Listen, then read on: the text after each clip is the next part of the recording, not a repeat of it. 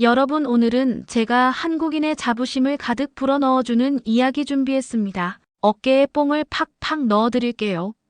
한국을 분단국가라며 무시했던 프랑스 명문고 교장이 서울 수학여행 후 눈물을 흘리며 한 말이 전 세계를 충격에 빠뜨렸습니다. 25년 경력의 베테랑 교육자 제니 라포르트. 파리 16구 명문고 교장인 그녀가 한국 수학여행을 결사반대했던 이유는 무엇일까요? 그리고 일주일 후 공항에서 내가 완전히 틀렸다며 눈물을 흘린 이 프랑스 교장에게 도대체 무슨 일이 일어났던 걸까요? 20년 전 서울에서 겪은 충격적 사건부터 119 구급차의 놀라운 사분의 기적, 그리고 18세 제자와 45세 가이드를 둘러싼 예상치 못한 삼각 러브라인까지. 한국이 진짜 선진국임을 전 세계에 증명한 이 감동 실화. 지금 시작합니다. 저는 제니 라포르트입니다.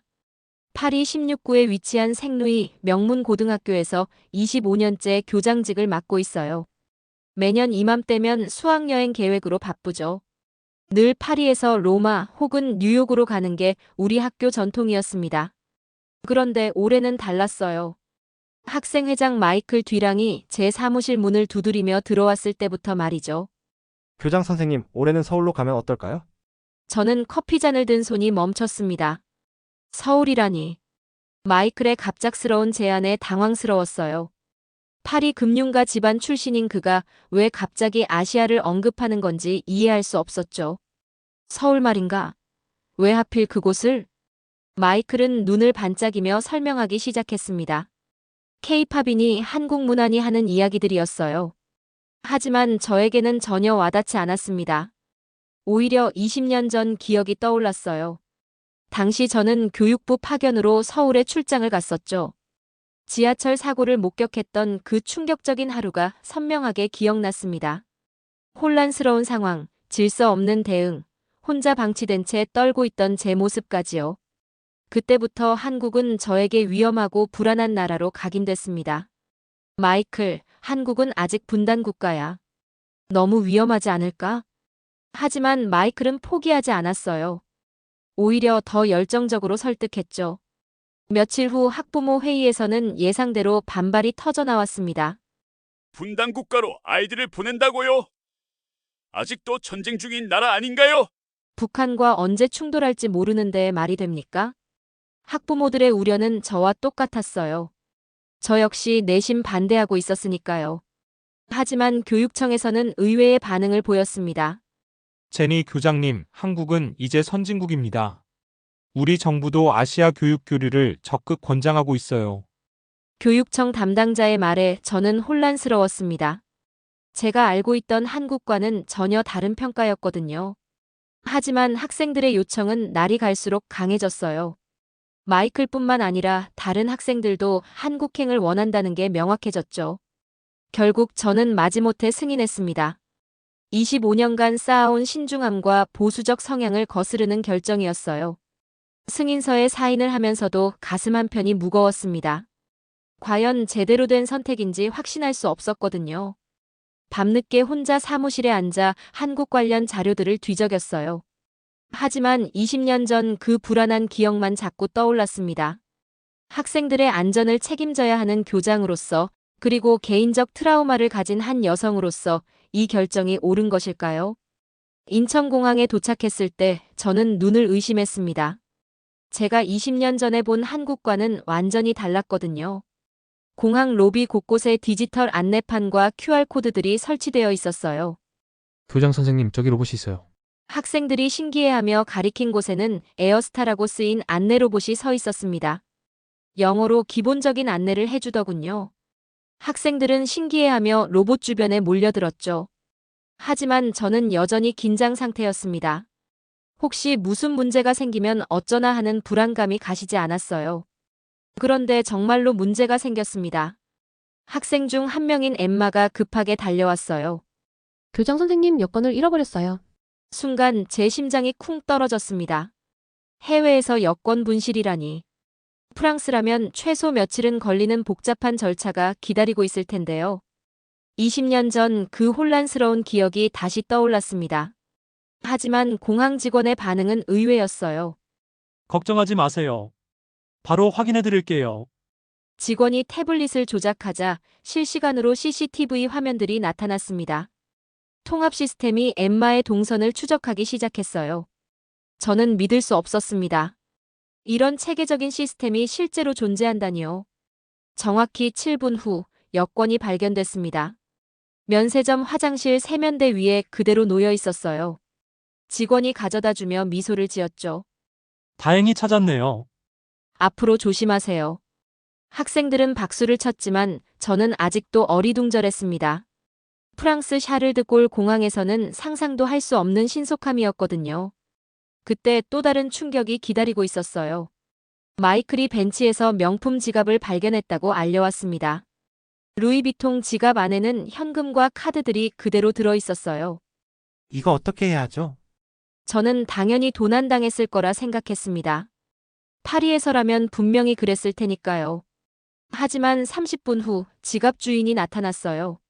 한국인 중년 남성이었는데 지갑을 받고는 깊이 인사를 했죠. 정말 고맙습니다. 한국의 좋은 인상을 가져가시길 바랍니다. 저는 할 말을 잃었습니다. 명품 지갑이 그대로 주인에게 돌아간다니. 프랑스에서는 보기 어려운 일이었거든요. 바로 그때 우리 가이드가 나타났어요. 정성이라고 자기소개를 하는 그녀는 차분하고 지적인 인상이었습니다. 안녕하세요. 앞으로 일주일간 함께할 정성희입니다. 정성희는 전직 IT 전문가라고 했어요. 은퇴 후 외국인들에게 한국을 소개하는 일을 한다고 하더군요. 마이클이 먼저 말을 걸었습니다. 한국 음식 중에 뭐가 제일 맛있어요? 글쎄요, 사람마다 입맛이 다르니까 직접 체험해 보시는 게 좋을 것 같아요. 정성희의 따뜻한 미소를 보며 마이클의 얼굴이 살짝 붉어졌어요. 저는 그 장면을 보며 묘한 기분이 들었습니다. 공항에서의 이 모든 경험들이 제 예상을 완전히 벗어나고 있었거든요. 공항에서 나와 지하철역으로 향할 때 저는 또 한 번 놀랐습니다. 정성희가 스마트폰으로 QR코드를 찍자 개찰구가 열렸어요. 학생들도 각자 휴대폰으로 따라했죠. 와, 카드도 필요 없어요? 엠마가 신기해하며 소리쳤습니다. 저 역시 마찬가지였어요. 파리에서는 물리적인 교통카드나 티켓이 필수인데 여기서는 스마트폰 하나면 모든 게 해결되더군요. 지하철 플랫폼에 서자 더 큰 충격이 기다리고 있었습니다. 전광판에 실시간으로 열차 위치가 표시되고 있었어요. 2분 30초 후 도착, 1분 50초 후 도착, 이런 식으로 정확한 시간이 나타났죠. 정성혜 씨, 이게 정말 정확한 건가요? 제가 묻자 정성희는 미소를 지었습니다. 네, 오차는 거의 10초 이내예요. 시스템이 모든 열차를 실시간으로 추적하거든요. 저는 씁쓸한 웃음이 나왔어요. 프랑스는 파업만 하면 지하철이 완전히 마비되는데 말이죠. 작년에도 교통 파업으로 한 달 넘게 출근길이 지옥이었던 기억이 났습니다. 열차가 정시에 도착했을 때 학생들은 환호성을 질렀어요. 차량 내부는 깨끗했고 무엇보다 질서정연했습니다. 사람들이 먼저 내리는 승객을 기다린 후 탑승하는 모습에 저는 감탄했어요. 선생님, 여기 사람들 정말 예의 바르네요. 마이클이 속삭였죠. 저도 동감했습니다. 파리 지하철에서는 보기 어려운 광경이었거든요. 정성희가 설명을 이어갔습니다. 한국은 종이 없는 사회를 지향하고 있어요. 모든 결제와 정보가 디지털로 연결되어 있죠. 정말로 그랬습니다. 역 안에서 종이 티켓을 찾으려 해도 보이지 않았어요. 모든 게 QR코드나 카드로 처리되고 있었죠. 이동 중에 저는 한 가지 더 놀라운 사실을 발견했습니다. 무임승차가 불가능하다는 점이었어요. 개찰구마다 센서가 있어서 정확한 요금을 내지 않으면 통과할 수 없었죠. 프랑스에서는 검표원이 와야 무임승차를 잡을 수 있는데 여기는 시스템 자체가 그걸 막는군요. 동행한 앙들의 교사가 중얼거렸습니다. 평소 한국에 대해 회의적이던 그도 인정할 수밖에 없는 상황이었어요. 환승하는 과정도 놀라웠습니다. 스마트폰 앱에서 최적 경로를 알려주고 몇 번 출구로 나가야 하는지까지 상세히 안내해줬어요. 길을 잃을 염려가 전혀 없었죠. 이게 정말 2025년의 대중교통이군요. 저는 감탄사를 내뱉었습니다. 20년 전 제가 경험했던 혼란스러운 서울과는 완전히 다른 모습이었어요. 체계적이고 효율적인 시스템이 도시 전체를 움직이고 있었습니다. 정성이는 제 표정을 읽었는지 조심스럽게 물었어요. 혹시 이전에 한국에 오신 적이 있으신가요? 저는 잠시 망설였습니다. 20년 전 그 불쾌한 기억을 꺼내기가 쉽지 않았거든요. 하지만 지금 눈앞의 현실은 제 편견을 뒤흔들고 있었어요. 네, 오래전에요. 그때와는 많이 달라졌네요. 정성이는 이해한다는 듯 고개를 끄덕였습니다. 그 순간 저는 제가 한국에 대해 갖고 있던 고정관념이 흔들리고 있음을 느꼈어요. 이 나라는 제가 생각했던 것보다 훨씬 더 발전해 있었습니다. 서울 시내를 둘러보던 중 갑작스러운 위기가 찾아왔습니다. 한낮 37도 폭염 속에서 학생 중 한 명인 엠마가 갑자기 비틀거리더니 쓰러진 것이죠. 엠마. 저는 급하게 달려가 그녀를 부축했어요. 얼굴이 새하얗게 질려 있었고 의식이 흐릿했습니다. 전형적인 열사병 증상이었죠. 119에 신고해야 해요. 마이클이 외쳤지만 저는 당황했습니다. 외국인인 우리가 과연 제대로 된 도움을 받을 수 있을까 하는 불안감이 먼저 들었거든요. 20년 전 그 혼란스러운 기억이 스쳐 지나갔어요. 하지만 정성이는 침착하게 119에 신고했습니다. 정확한 위치와 상황을 설명하더군요. 그리고 놀라운 일이 벌어졌어요. 불과 몇 분 만에 구급차 사이렌 소리가 들렸습니다. 구급대원들이 도착하자마자 태블릿을 꺼내 병원과 실시간으로 연결했어요. 17세 여학생, 열사병 의심 환자입니다. 지금 바이탈 체크하고 있어요. 화면 너머로 응급실 의사가 실시간으로 상황을 확인하고 있었습니다. 이런 시스템을 프랑스에서는 본 적이 없었어요. 병원에서 이미 준비하고 있습니다. 수액과 냉각 치료 준비 완료됐어요. 구급대원의 말에 저는 깜짝 놀랐습니다. 환자가 도착하기도 전에 병원에서 미리 치료 준비를 한다니요. 그런데 더 놀라운 일이 기다리고 있었어요. 주변 가게에서 사람들이 나와 도움을 주기 시작한 것이죠. 여기 얼음물이에요. 부채도 가져왔어요. 카페를 운영하는 이엘이라는 여성이 얼음물과 부채를 들고 왔습니다. 낯선 외국인인 우리를 위해 자발적으로 도움을 주는 모습에 저는 마음이 뭉클했어요. 괜찮으시면 에어컨이 있는 가게 안으로 들어오세요. 이에리의 따뜻한 배려에 다른 학생들도 감동하고 있었습니다. 엠마를 그늘진 곳으로 옮기고 얼음찜질을 해주는 이에리의 모습을 보며 저는 가슴이 벅찼어요. 여긴 서로 돕는 게 당연해요. 걱정하지 마세요. 이에리의 말에 저는 눈물이 핑 돌았습니다. 20년 전 지하철 사고 때 혼자 방치됐던 기억과 너무나 대조적이었거든요. 그때는 아무도 저를 돌봐주지 않았는데 지금은 모르는 사람들이 이렇게 친절하게 도와주고 있었어요. 구급차가 출발할 때 마이클이 제 옆으로 다가왔습니다. 교장 선생님, 여기가 진짜 선진국 같아요. 그의 속삭임에 저는 고개를 끄덕였어요. 마이클이 조심스럽게 제 손을 잡았을 때 저는 그 따뜻함에 위로받았습니다. 학생과 교장이라는 관계를 넘어서 같은 곳에서 감동받은 사람들로서의 교감이었죠. 네, 정말 그런 것 같아요. 저는 솔직하게 인정했습니다. 시스템의 효율성뿐만 아니라 사람들의 따뜻한 마음까지. 한국은 제가 예상했던 것과는 완전히 다른 나라였어요. 엠마는 병원에서 빠른 치료를 받고 무사히 회복했습니다. 저녁에 우리를 찾아온 이에리에게 감사 인사를 전할 때 저는 제 편견이 얼마나 잘못되었는지 깨달았어요. 이 나라의 진짜 모습을 이제야 보기 시작한 것 같았습니다. 저녁 시간이 되자 정성이가 우리를 전통 한식당으로 안내했습니다. 한옥을 개조한 식당 내부는 고즈넉하면서도 현대적이었어요. 학생들은 신기해하며 좌식 테이블에 앉았죠. 오늘은 한국의 대표 음식들을 체험해 보실 거예요. 정성이의 설명과 함께 음식들이 나오기 시작했습니다. 비빔밥, 불고기, 그리고 여러 종류의 김치까지. 색깔만 봐도 매워 보이는 것들이 대부분이었어요. 학생들은 호기심 가득한 표정으로 젓가락질을 시작했습니다. 마이클이 먼저 비빔밥을 한 입 넣더니 눈을 크게 뜨더군요. 와, 이게 그 유명한 비빔밥이군요. 엠마도 불고기를 맛보며 엄지를 치켜 세웠어요. 하지만 저는 망설여졌습니다. 평소 매운 음식을 전혀 못하는 체질이거든요. 프랑스 요리에 익숙한 저에게는 이 모든 게 도전이었어요.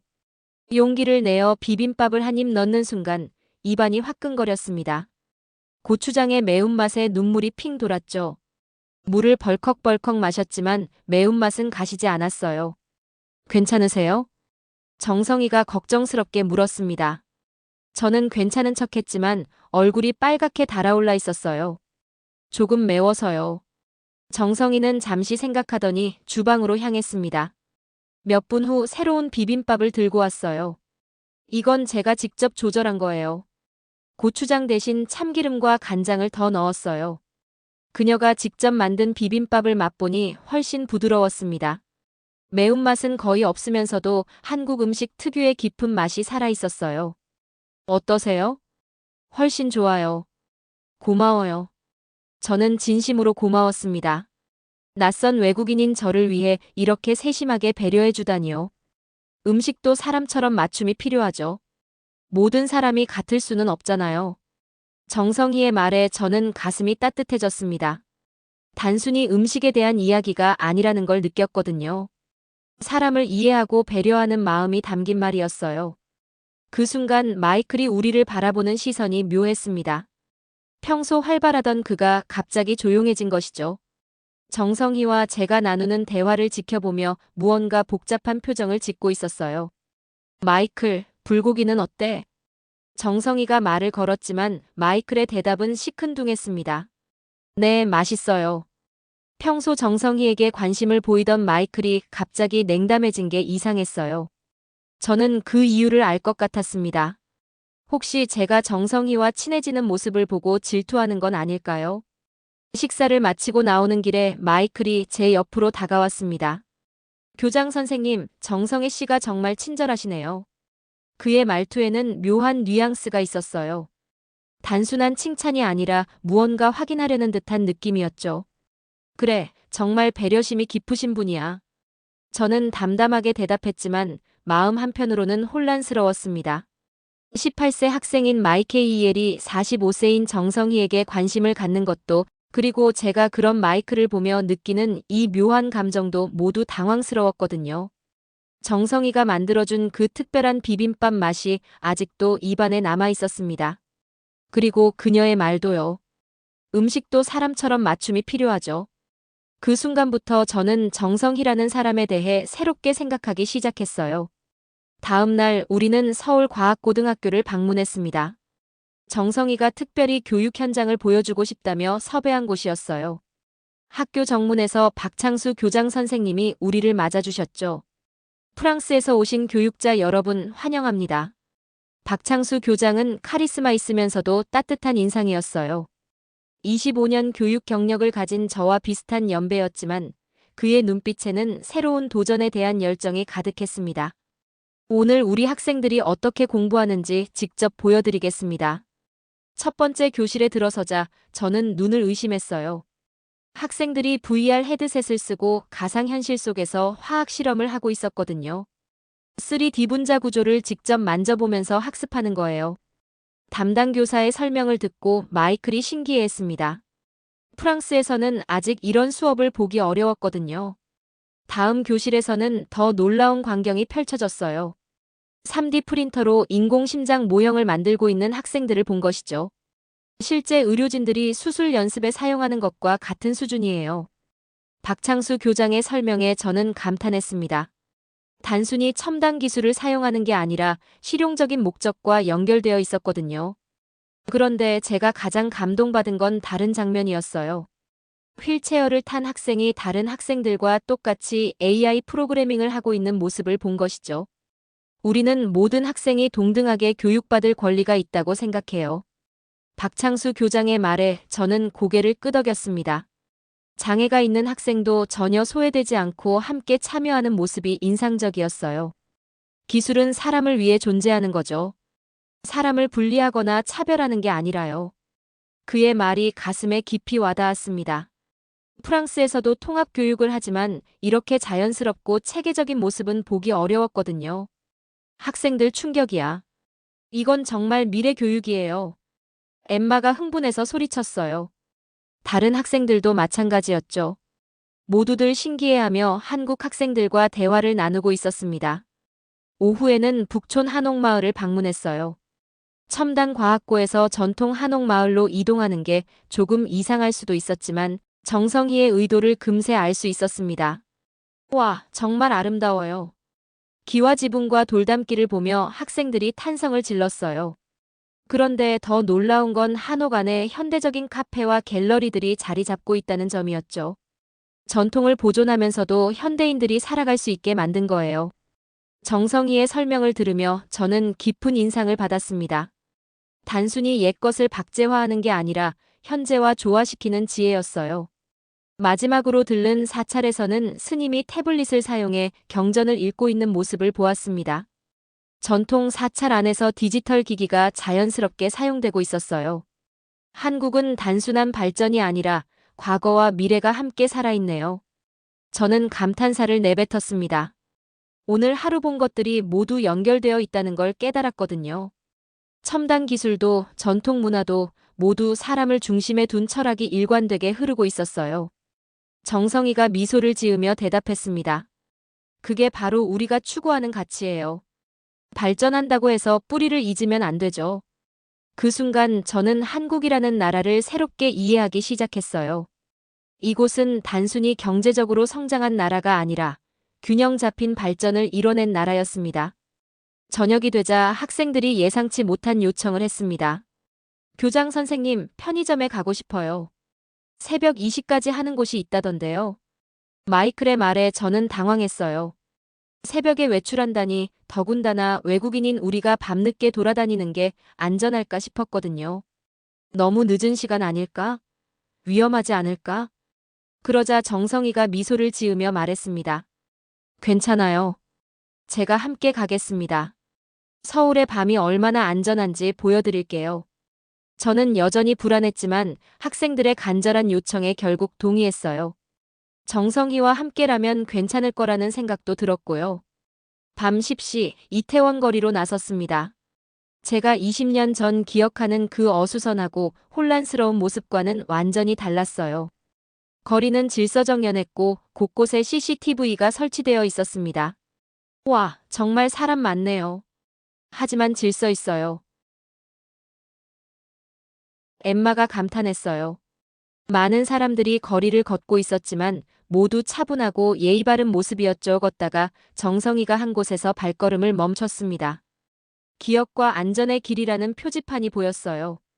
3개의 빌보드로 구성된 추모 공간이었습니다. 여기가 2022년 이태원 참사가 일어났던 곳이에요. 정성희의 설명에 분위기가 숙연해졌습니다. 159명이 목숨을 잃은 그 아픈 기억의 현장이었죠. 저도 그때 봉사자로 참여했어요. 정말 끔찍한 밤이었죠. 정성희의 목소리에 슬픔이 묻어났습니다. 그날의 아픔이 그녀에게도 깊이 남아있다는 걸 느꼈어요. 하지만 우리는 그 아픔을 잊지 않기 위해 더 안전하게 변했습니다. 정성희가 가리킨 곳곳에는 변화된 안전 시스템들이 눈에 띄었어요. 인파 관리를 위한 CCTV와 센서들, 경찰 순찰차의 정기적인 순찰, 그리고 무엇보다 시민들의 질서의식이었죠. 정말 다른 나라 같아요. 저는 솔직한 감정을 털어놓았습니다. 20년 전 제가 경험했던 위험한 한국의 기억과는 정반대의 현실이었거든요. 사고의 아픔을 딛고 더욱 안전한 사회로 발전한 모습에 깊은 울림을 받았어요. 편의점에 도착했을 때도 놀라웠습니다. 새벽 시간임에도 불구하고 점원은 친절했고 다른 손님들도 조용히 각자 할 일을 하고 있었어요. 무질서나 위험한 분위기는 전혀 찾아볼 수 없었습니다. 프랑스에서는 상상할 수 없는 일이에요. 앙드레 교사도 인정할 수밖에 없다는 표정이었어요. 평소 한국에 대해 회의적이던 그도 이 광경 앞에서는 할 말이 없었죠. 돌아오는 길에 마이클이 저에게 다가왔습니다. 평소와 달리 진지한 표정이었어요. 선생님, 혹시 성희 씨를 좋아하세요? 갑작스러운 질문에 저는 당황했습니다. 18세 학생이 이런 직설적인 질문을 하다니요. 하지만 그의 눈빛에서 진심이 느껴졌어요. 왜 그런 걸 묻는 거니? 그냥. 선생님이 성희 씨를 바라보는 표정이 특별해 보여서요. 마이클의 말에 제 마음이 요동쳤습니다. 정말로 제가 정성희에게 특별한 감정을 갖고 있는 걸까요?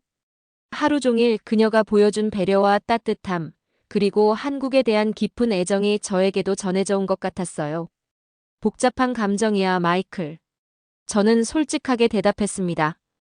교장과 학생이라는 관계를 넘어서 한 사람의 여성으로서 느끼는 마음을 숨길 수 없었거든요.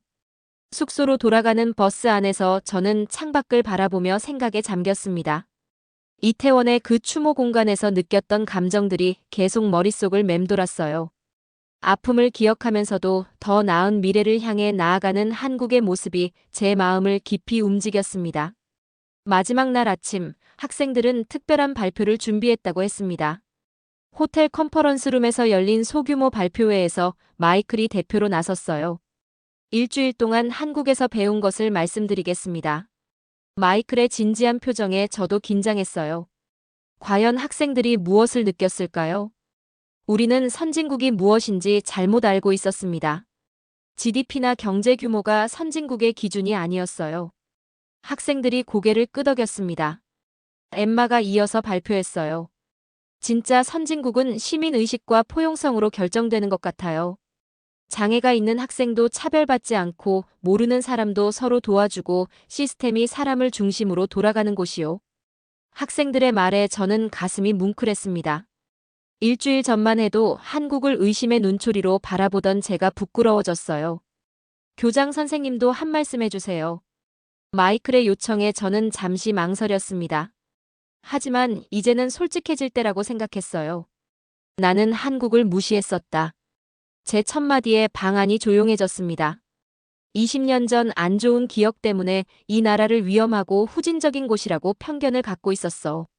하지만 내가 완전히 틀렸다. 목소리가 떨렸어요. 눈물이 핑 돌았지만 참지 않았습니다.